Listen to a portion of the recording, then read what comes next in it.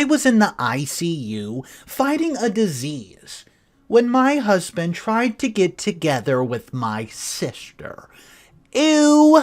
One would always believe that some people would go extra miles for you. Come sun, come rain, no matter the condition, even when it's not comfortable for them. Probably because you are close relatives, distant cousins, siblings, longtime friends, business partners, or spouses. But it used to be very rude shock for some people when they later found out that you cannot trust anybody, not even siblings, because tables might turn one day. Some cases are rare where an individual might have been noticing the red flags and would not be surprised if things later turned out the other way. But as for my case, I trusted everyone around me, even with my life. I was expecting that people would reciprocate my kind gestures towards them, but reverse was the case. I grew up in a family of 4, my mom, my dad, my younger siblings, and myself, and I could confess that they were the best things that's ever happened to me. I have a very selfless father who would go extra miles just to see us happy. He would always say he's hard-working, so hard in fact, as to give us the best luxuries of life. My mom's no exception. She's loving, caring, and the submissive wife any man could pray to have. Almost 30 years of being married to each other, and I've never for once seen them argue or shout. At all.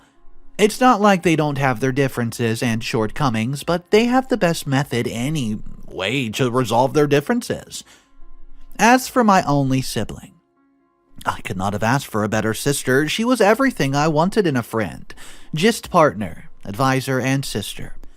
You would not see me keeping numerous friends because I felt my little sister is more than enough. And yeah, I was right. The only thing we were concerned about was loving each other to the moon and back. No one could come between us, and it was very glaring. We attended the same college even though we were in different classes. She would always wait for me after school hours. Most of these times, her classmates would have gone home, but she would rather wait for her loving big sister, whom she carried a beautiful bond with. I was not really surprised when she would always come back to the house, complaining about how lonely she was while coming back from school, because I've graduated from college.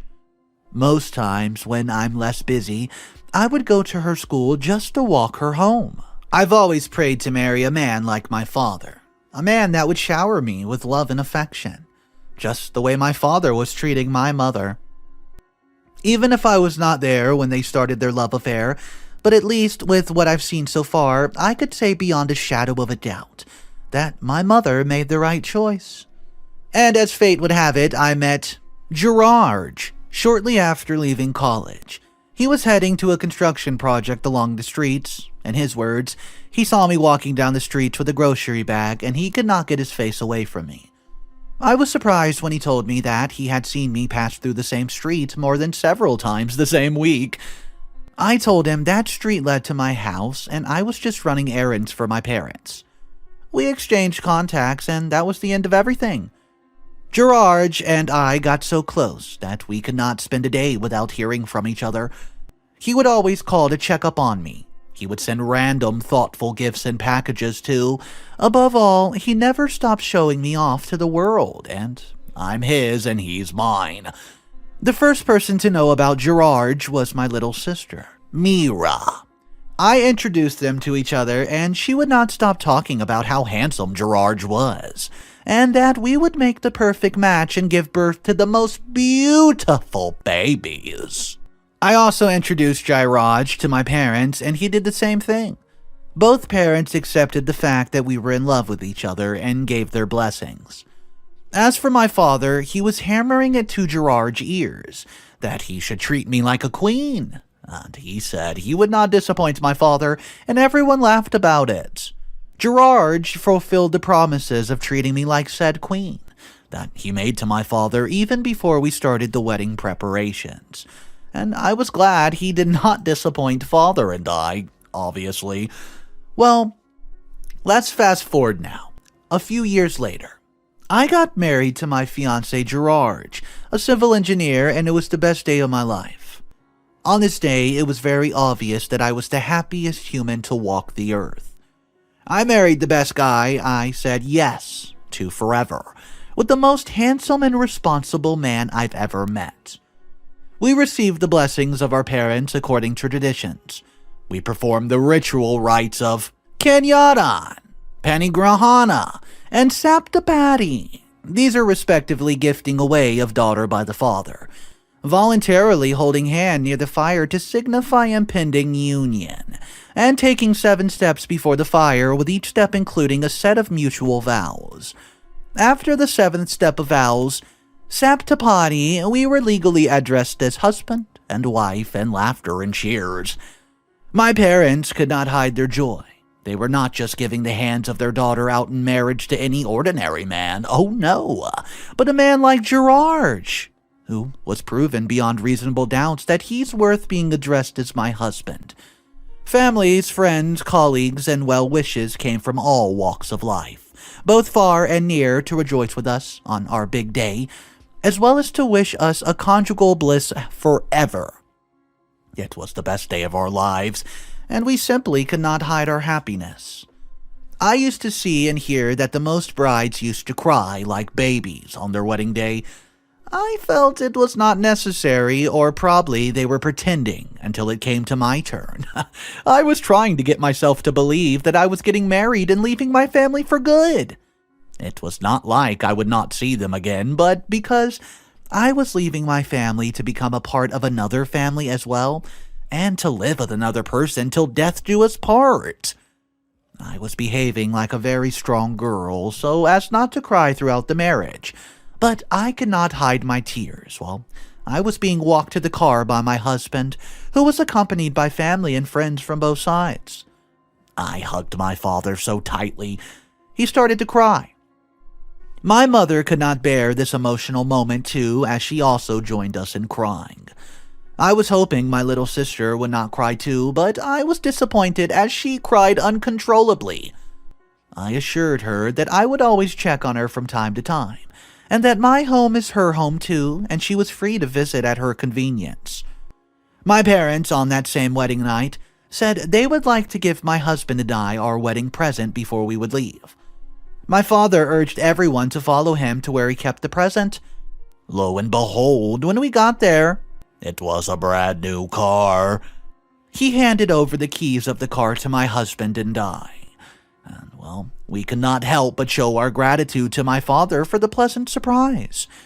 Throughout the night, my husband was smiling. I could see the joy in his face. And the same wedding night, he confessed how much he loved me and made promises to journey with me throughout all the hurdles of life, no matter the conditions, poor, rich, good health, good wealth, at all. I felt so lucky to have a man like Gerard. Our marriage honeymoon was in my dream country, Italy. He ensured that this dream came through. He told me he would be having our honeymoon in my dream country, and I thought this was one of those random ways of cracking me up, until he handed over those flight tickets to me. We were going to leave the following week after our wedding, so we left for Italy, and I could say it was one of the best trips ever. Probably because Italy is my dream country, like I said, or because I was just on a trip with the love of my life. In all areas, everyone expects children from all marriages, and sometimes the couple is just always eager to have their own children. In some cases, you would see some couples giving birth to their children barely 1 year after getting married.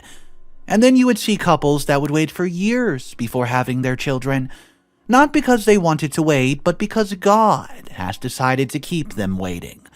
I don't know, probably for reasons best known to Him alone. And finally, you would see some couples that would not have children at all. As for my husband and I, it's been 3 years of being married and loving each other, but there was no child. Not even a pregnancy. I cried myself to sleep most times and thanked God for an understanding husband who would always console me and would assure me that we would have our own children very soon.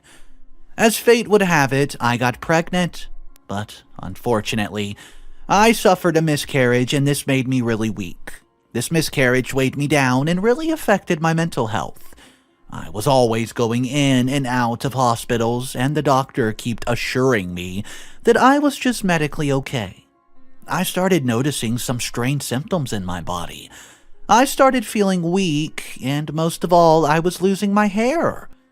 I could just wake up and try to run the comb through my hair, and I would see that a huge strand would be pulled off after combing my hair. I went to the hospital to tender my worries and complaints to the doctor, and he made me understand that a series of tests would be carried out just to rule out some very serious conditions.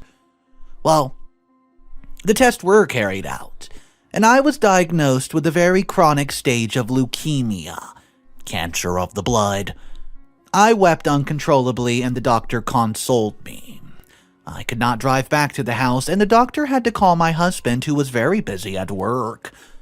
My husband came, and the doctor explained everything that he had told me to my husband without missing or omitting a word. My husband became sober and was consoling me at the same time. He asked the doctor for the solution, and the doctor told him that the only solution is to start chemotherapy immediately. The doctor also explained to my husband that it would cost a huge amount of money, but my husband explained to him that the money was not the problem. All he wanted was for me to get well.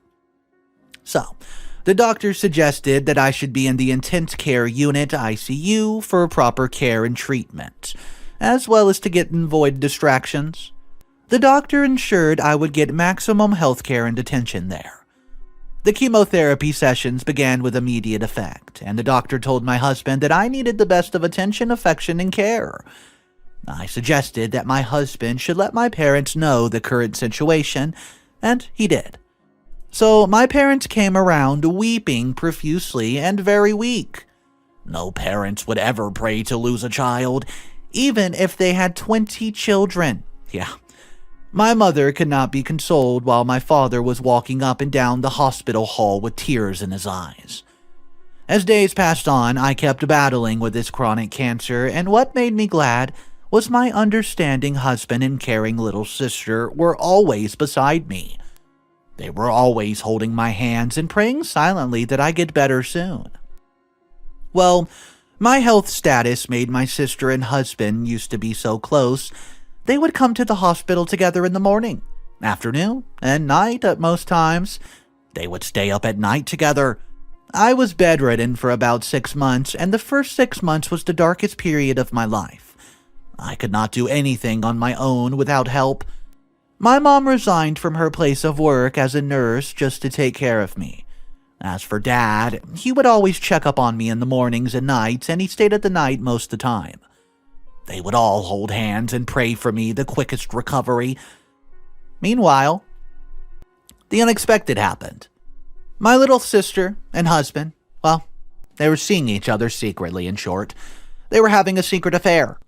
It was very obvious that they could not even hide it anymore. Both families, my husband's family and mine, were against the relationship, yet they continued. They refused to listen to what our parents were saying, and throughout this period, they kept it away from me because of my state of health. Almost everyone in the hospital premises were aware of their ungodly and disrespectful secret affair, but they kept it a secret from me, thinking the news might break me, and might worsen my condition. My mother could not really fathom what was going on with my sister. She tried her best to curb my sister's appetite, but she was blindly in love with my husband. As time goes on, their visitation to the hospital reduced drastically. They would visit together as usual, but it's reduced from how they used to visit. They now visit me once or twice a week. Later on, it turned to 3 times in 2 weeks, and later on, they just rarely showed. The chemotherapy sessions continued for about a year, and the money we've spent in the last year was a huge amount of money. My husband stopped visiting, and the money he was paying to foot the bills suddenly stopped, at exactly 1 year after I got the hospital. Later, I got to know that my sister told my husband not to foot the bills anymore because she was not expecting anything good to come from the treatments that I've been receiving in a whole year. Meanwhile, I was not responding to treatments, and I could feel changes in my body. After 1 year and 6 months of staying at the hospital, the doctors suggested that I should go home while they'll be administrating the treatment at home, as to reduce the bill. I could not wait to go back home after 1 year and 6 months of staying in a cramped hospital. I got home, and one thing I noticed was my parents took me to their house instead of my husband's house. Then, my parents were the ones that came to pick me up, not my husband and little sister. I was confused, but I did not have enough strength to even ask questions. Another mind was telling me that my husband might be busy at work while my sister had gone back to college. I spent more than 2 weeks at my parents' house, with the chemotherapy session still going on, and I did not set my eyes on Gerard and Mira. My parents refused to tell me about their whereabouts, even after pestering them. Later on, I got to know that my little sister had stolen my husband secretly, and they were living under the same roof as lovers. I was pained to the bone, Morrow. I wept uncontrollably for months. First, it was battling with a very chronic cancer, and now my sister stole my husband? Well, the doctor in charge of my case consoled me, and he would always just check on me to ensure that I was not brooding over the issue. I used to believe karma was real. But what happened to my little sister made me understand the real meaning of karma. Well, 5 years later. 5 years later, I got to know that my ex-husband dumped my sister to get married to a distant cousin. And at the same day, I got the news. The doctor came to the house to inform me I fought the cancer, and I survived. I'm cancer-free.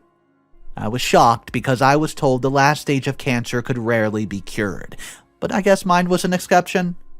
I survived. After the survival, I met and fell in love with a local CEO, and it was the best feeling ever. I was being showered with love and affection again after 5 years of being betrayed while my sister was being cheated on by my malicious ex-husband. And somehow, it feels kinda good. What blows my mind about stories like this? It's not really the fact of betrayal, because we see this all the time. It's the fact that the sister did not even think for a second that this toxic husband would do the same thing to her, and this time he's going for a distant cousin. Let me know your thoughts, guys. This was a wild story, a giant roller coaster of emotion and dramas. Drop down your thoughts down below, what you would do, or some advice you want to give OP. If you're not subscribed to the channel, just know there's some very big stories coming, multiple part series, and you do not want to miss this week's videos coming up. Have an amazing day, guys, and I'll catch you in the next one. Peace.